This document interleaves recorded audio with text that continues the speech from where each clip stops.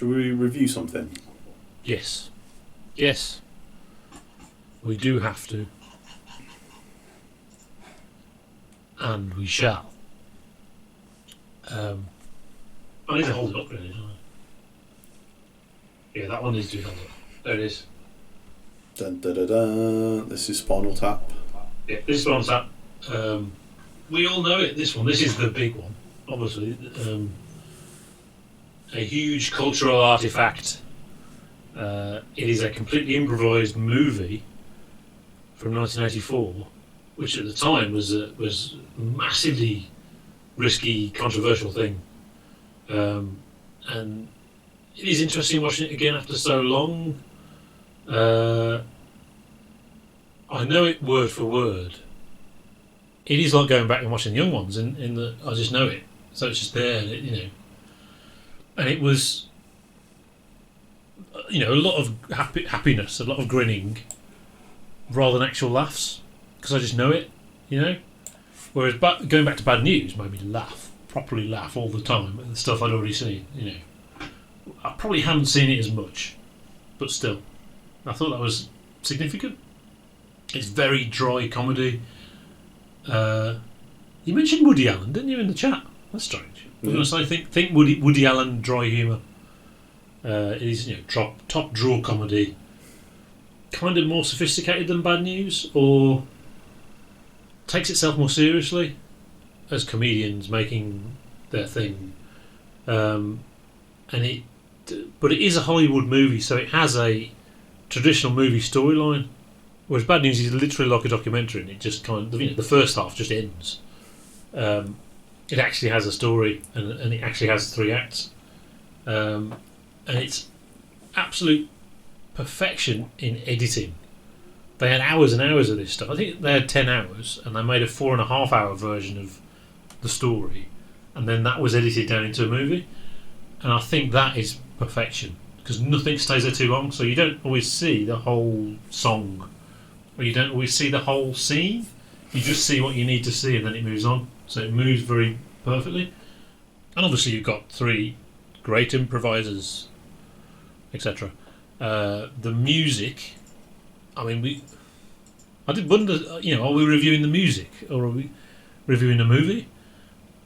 Technically, we've got to talk about the music, haven't we? I mean, you know, the music it's very, very different to Bad News again. They wrote the songs for the movie, but they are actual songs to listen to, so that they sat and wrote some satirical songs, some silly songs with humorous concepts or whatever. Consequently, only a handful of them are actually listenable songs, in my opinion. A Spinal Tap album is quite a grueling prospect. When they get it right, it's amazing. You know, there's a couple of songs which are just so awesome. I mean, Stonehenge is he's actually really good. I really like it as music. But when they're not, it slightly takes me out of the movie a little bit. That was always my complaint, right from when I first discovered it in like the early 90s. Tonight I'm Going to Rock You Tonight. It serves its purpose in the film. That's like their theme song, their opening track, isn't it? It has a meaning in the narrative almost, but only the title is funny. The song is just terrible, but it's not funny. Whereas the song Bad News, Bad News, is awful and really, really funny, but you wouldn't sit and listen to it because it's terrible. You know, it is hugely influential. Still, you know, it was still very, very odd to do it improvised. So now that's the mockumentary. I think the word was invented for this film. You know, is now a genre. They invented a genre with the film. You know, the Ruttles was scripted, so it's quite different. And so many quotes. It's as quotable as Life of Brian or something. You know, much more quotes than Bad News. You know, so that it is awesome. Yeah, I think you're right. It's so quotable because of the editing. I think every single scene there's a joke, and that's the secret to its success. Really, it's just sort of like, even though the jokes aren't that obvious, sometimes. That they are a little bit that it's enough to sort of in some instances go, well, hang on, is this real or not? Sort of, Yeah, that's the thing. It's played completely straight. yeah. Whereas bad news isn't. Bad news is too silly. Yeah. I watched it with Sarah because she hadn't seen it before, and I was interested to see how she got on with it. And she wasn't that keen. She was on her phone most of the time, and I think it took her it took her about 3 goes to actually figure it out. How far did she get? It was a long way in before I explained it for the 3rd time that this was not real, and it's complete. Right, and then she because she thought it was, that's not the band, but it did happen, and they're just replaying what happened and stuff like that. They're sort of. See, right. Yeah, I thought that about Watchmen. In that, when it goes through the history of the different characters, and they were called the Minutemen. Oh, I thought that was like a real comic. Oh, right. Yeah. Yeah. It's a similar sort of thing. So yeah, she thought maybe it was a real band, but they weren't the band. They were recreating what happened to the band, and it was a funny story sort of thing. Yeah. I can kind of see that, I suppose. Well, they did that with Queen. Yeah. They did exactly that with Queen, and it is quite funny in places because it is funny. Yeah. I'm the same as you. I don't find that many real laugh out loud moments. Yeah. Calls, the smiles. There's sort of like. I know this. Yeah. I haven't actually watched it that many times. I've only watched it a few times. And yeah, it's a funny mockumentary that does. It's funny because it resembles the truth, of those big 70s rock bands in the early 80s sort of thing. Yeah. What do we do now? How do we stay on top? And also the sort of the dwindling out of a rock band.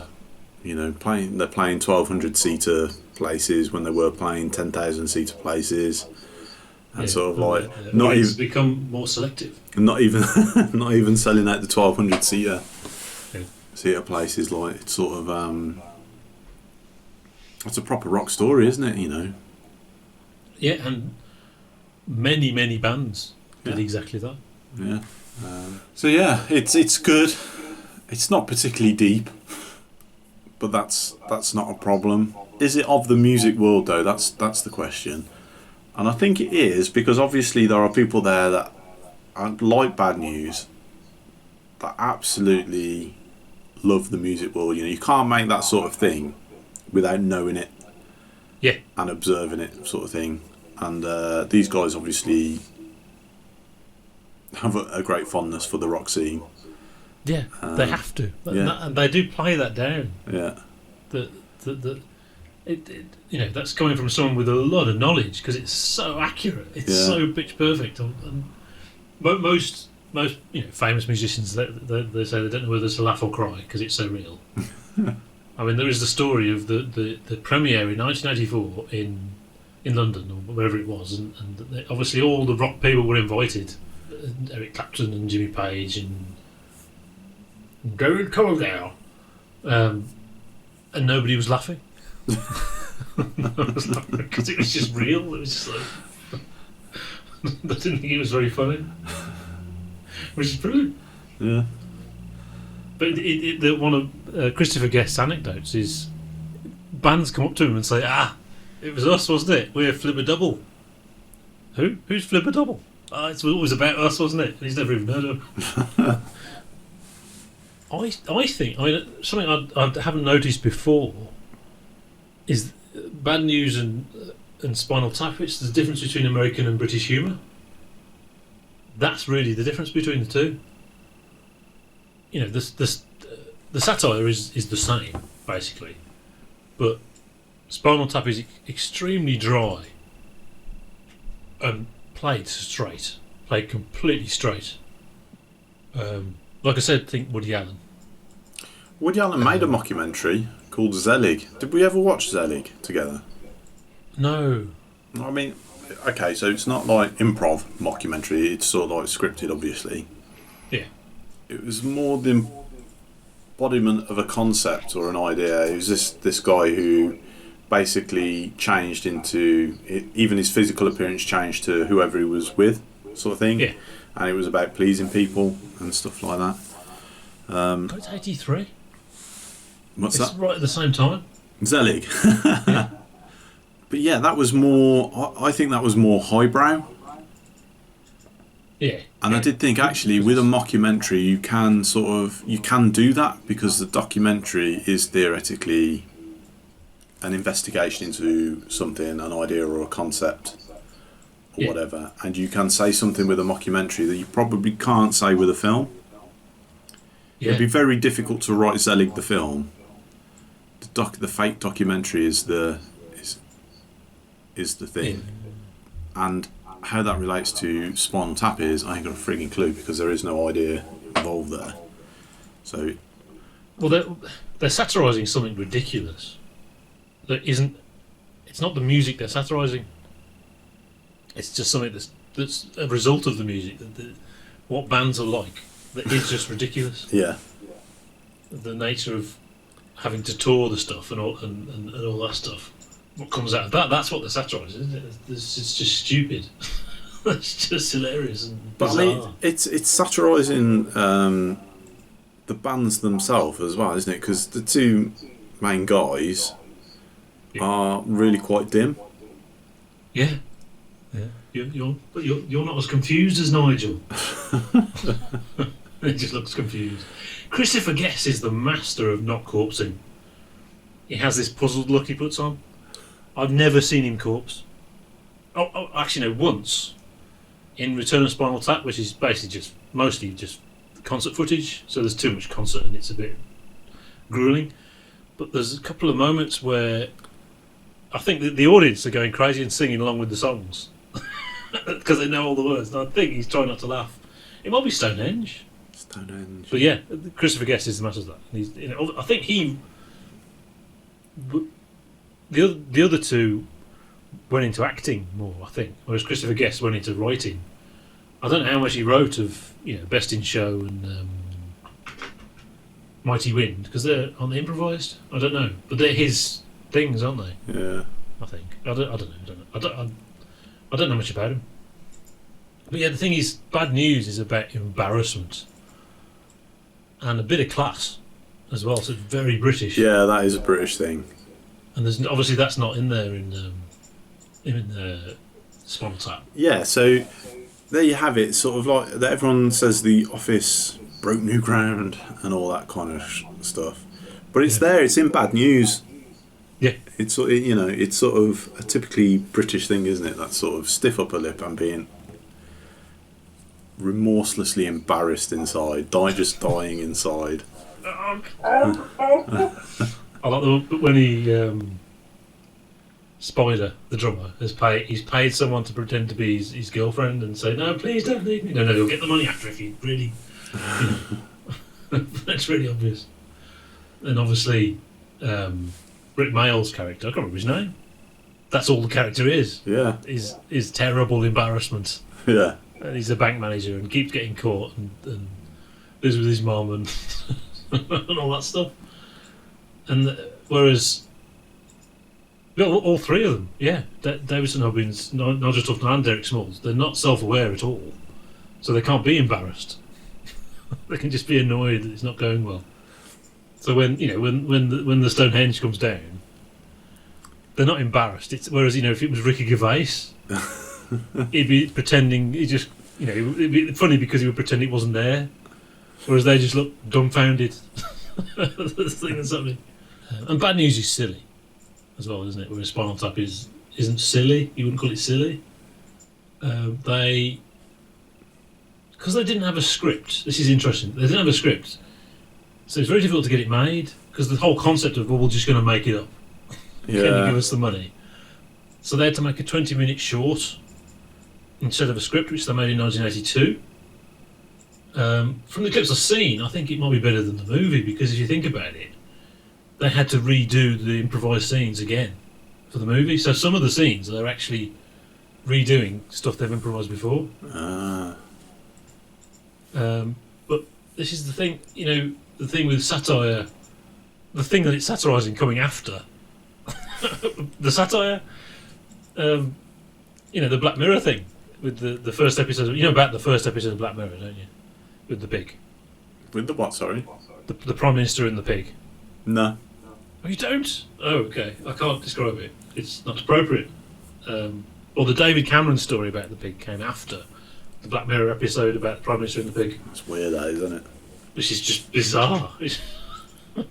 and this is the thing. The film came out in 1984, so everyone just assumes, well, yeah, because the Black Sabbath tour with Stonehenge was 83, but the short is 82, and it has Stonehenge in it.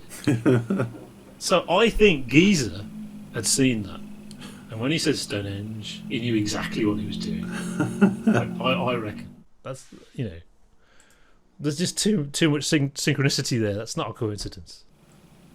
Music. Did you enjoy the music? A few sniggers, really. It was. You don't actually hear a lot of it. You don't hear like a full song. Yeah, there's clips. Yeah, which is very clever, I think. Yeah, it sort of helps it along. I think it was all right. It was listenable. I'll put it this way: Sarah thought she was watching something that was real. Exactly. Yeah, and that so does its job in the film. But the music, there's exceptions where they did something really good, but mostly the music doesn't work without the video. Hellhole. There's a song called Hellhole.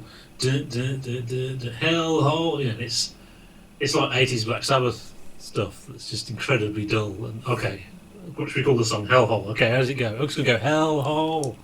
Or Asia with their choruses. Think of a title for a song and then just sing the title of the song as the chorus with the random notes. But the video is really funny because Hellhole is actually like a really miserable bedsit. Which they appear in hell. Yeah. Dred Zeppelin. I don't know if that's. I think that's the right way. It's that way up, isn't it? Yeah. Which is obviously it's Led Zeppelin reggae Elvis impersonator. And you think, well, that's so funny, that's brilliant, but a whole album. Yeah, it's like of that is. It's actually horrible. It's horrible music. It's a 30-second sketch, isn't it? Basically. Exactly. Yeah. The Lonely Island, which I suspect a lot of our viewers won't have heard of, because they're down with the kids. They're recent, and when I say that, probably about 15 years old. I would imagine they make great, not suitable for work videos with music. But I would know I would listen to the songs without videos. Yeah. What would you do that? The video's really funny. There's some great ones. I threw it on the ground. She's just brilliant. Yeah, but Spinal Tap is great because it's pitch perfect. When I first saw Spinal Tap, it was kind of by mistake because I had Bill and Ted's Bogus Journey on video. I didn't have Excellent Adventure, and I hadn't seen it since it was on the telly once in 1989 or something. And I was I found it on the cheap in the Blockbuster Video. When it's just a tape and it's been put in a plastic case, so it's obviously been lost or something, or so it was cheap. But it was actually Bill and Ted and Spinal Tap. Oh, right, so I was like, okay, I've heard of that. I don't know what that is, but I'll watch that as well. And then so I watched Bill and Ted, and I had that weird feeling. I watched the whole film, and it was that feeling of actually, Bogus Journey is actually better. Yeah. The original Bill and Ted, isn't it? Yeah. There was that feeling. Well, it was all right, but all right, And then okay, what's this Spinal Tap thing? And I didn't have a good response from it the first time I saw it. I watched the whole thing, but I got as far as the bizarre gardening accident before I figured out it wasn't real. Because the first thing I thought is, this is an actual real band. Why have I not heard of them?